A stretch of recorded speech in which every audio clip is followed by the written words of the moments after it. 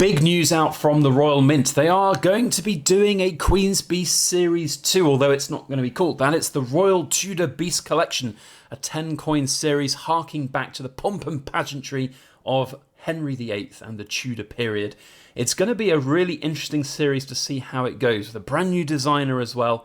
We've even got a sneak peek of a released picture of the first coin in the series, the Seymour Panther. So lots to talk about in today's video. Let's jump into it.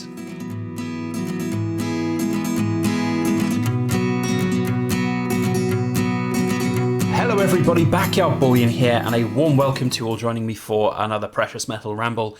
This week I want to talk about the hot topic of the week in Royal Mint news, which is their latest and newest series, the Royal Tudor Beasts. That's right, we've got Queen's Beast Series 2 basically coming out. Unsurprisingly, the Royal Mint deciding to go with another series of beasts. I would be shocked if they didn't, to be honest, and it's going to be an interesting one to see how it develops, how it comes out, and how well it's received. These first Queen's Beast coins really are the best designs that have come out from, I should say, the Royal Mint in decades, in my opinion. They are absolutely wonderful. They are eclectic. They are great. They are just simply beautiful. And so there is a lot to live up to when coming up with a new series of beasts. Now, there was a lot of speculation about whether or not it would be essentially the King's Beasts for Prince Charles, perhaps, waiting after Queen Elizabeth kicks off this mortal coil, or shuffles off this mortal coil, I should say, kicks the bucket. It's obvious that that is inappropriate to kind of wait for, hope for, expect for. So they've gone down a different tact, which is looking back in history. And now we saw from the Queen's Beast series 10 incredible different heraldic royal figures of the past, from the lions, the griffin, the unicorn. Gosh, I'm going to try and recite them all. The greyhound, the white horse, the buff lion of Mortimer. We had the falcon. I've probably missed some of them, but you get the point. There were loads of different ones, but there are also others from different periods of history. A lot of these have deep-rooted historical references within different royal families, royal houses, different individual royal members of basically history. And the Royal Tudor Beasts will date back a significant amount of time further than a lot of these beasts that we saw in the first series. Now, I'm calling it the first series, the Queen's Beast series here. They really are two very standalone series. However, we are going to see a number of replicated beasts within this. That's what I'm reading, that's what I'm seeing online. Now, in fact, the Royal Mint have got a release video, a premiere on YouTube here, live from Hampton Court Palace, this evening, in fact, in just a couple of hours' time. I'll try and remember to put a link to that down in the description below. I know I'll be watching to see what that's all about and to find out more about this. There has been a little bit of information that I've been able to find from various different sources, primarily from the Silver Forum, and a big shout out needs to go to all the members on the Silver Forum who've contributed to this. I'll put a link to that thread as well down in the comment section. From what I understand, there is a new designer on the block for these coins. Now, this wonderful series here, you can see at the bottom of all of these coins, JC, Jodie Clark. That is, in my opinion, synonymous with absolute incredible design quality. Jodie Clark is a master engraver of coins and coin designs, and I have no doubt in 100 years' time we will be doing the Great Engravers Series 5 or whatever it will be by then, and Jodie Clark will be no doubt featured for his incredible work and designs. So there's a lot to live up for the new designer, which is David Lawrence. It's going to be very much, down to individual taste, I feel, as to whether or not people like this. Now, there is an image that I've got, which I want to share with you guys right now.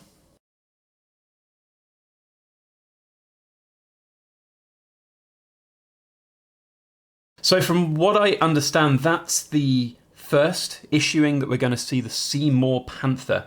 Now, from experience, 2022 coins start coming out about this time of year, to be honest, so I wouldn't be surprised. As of probably even tomorrow, there might be even these coins put up for sale on the Royal Mint's website, and we might start seeing the proof versions and even the bullion versions disseminating out to bullion dealers. Now, the design of this particular coin, if we're looking at it objectively, it's certainly different. It's certainly a different pose. It's got the animal almost at an angle with the shield off to one side. I personally quite like it, actually. There's been a few people that have mentioned that it is different. It is something that is perhaps going to be contentious, but they have to do something that is different. Otherwise, it is just a rehashing of the same old, certainly for the beasts that are going to be replicated. Now, I quite like the look of that panther, I have to say, and that image that we're seeing there is, I think, of the silver proof version. I would imagine the silver bullion versions to have these sort of mesh wire back, or this sort of chain mesh backgrounds on there as well. And of course on the other side, now these are of course the 10-ounce versions of the silvers here, but you'll see on the other side here you've got these massive amounts of sort of radial patterns there. That will be definitely most certainly on the back of those coins for the bullion versions. So yeah, that's what I'm seeing, that's what I'm reading. There's a little bit of information that was shown here. If I just scroll down, I can summarise a few of them. So the 10 heraldic beasts that flank the moat bridge of Hampton Court Palace have been standing guard, still and silent for hundreds of years, representing the legitimacy of the Tudor dynasty. Like his father before him, Henry VIII was keen to reinforce the right to rule, and heraldry provided the perfect way to not just signify the king's regal lineage, but also celebrate his marriage to Jane Seymour, which is the first beast that we see there, the Panther of Seymour. So yeah, it's going to be interesting. They come down further and they say available as gold proof, silver proof, as well as BU uncirculated editions.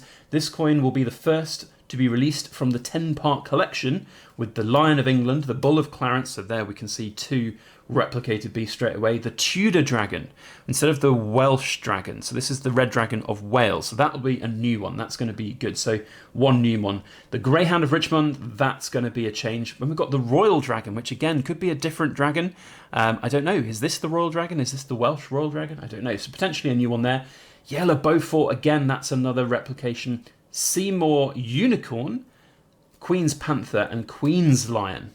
So there are some similarities, but there hopefully will be enough distinct newness to these series and these coins to really showcase them in all their glory, which I'm personally really looking forward to. Now, what we don't know at this point is things like mintage. We don't know things about different sizes yet. One would hope that they're going to do similar sizes that they have.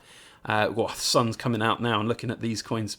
I hope they're going to do the 10-ounce again. My concern, though, I say it's not a concern, my annoyance factor is that, of course, before Brexit, before the wonders of tax on bullion from every which way dealer in the UK, I absolutely love these 10-ounce silvers. They are my favourite size for this series by any means.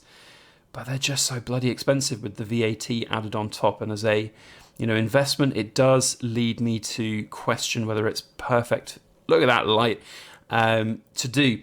So in terms of where I will be with these particular coins, I will be buying them. Let's be quite frank. I love Queen's Beasts. I love all things Queen's Beasts.